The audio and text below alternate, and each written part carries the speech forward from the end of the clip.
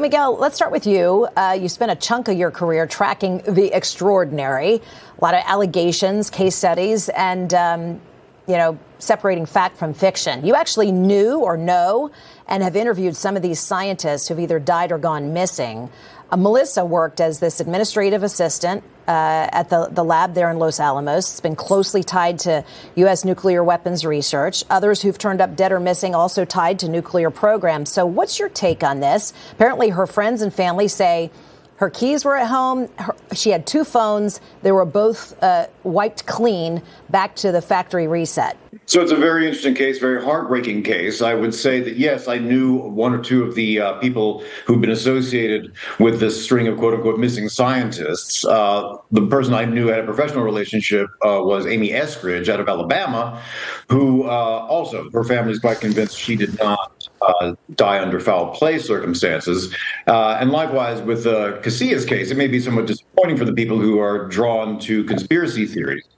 But a couple things. First, again, as you said, the family and people who care about Melissa are quite convinced that associating her with this somewhat tendentious concatenation of missing persons cases is not only inaccurate, but mildly inappropriate, since they feel that she needs to be respected and her case needs to be investigated on its own. But even if you want to disregard what her family is saying, and you are drawn to the conspiracy theory, you have to think Ms. Casias was not a high-level government worker involved in highly sensitive research or, from what I understand, didn't have any top-secret clearance or national security clearance of any import. The fact of the matter is she was an administrative assistant there at Los Alamos, and there are tens of thousands of people working in these labs, all of whom have complicated lives and very well may befall some sort of personal tragedy.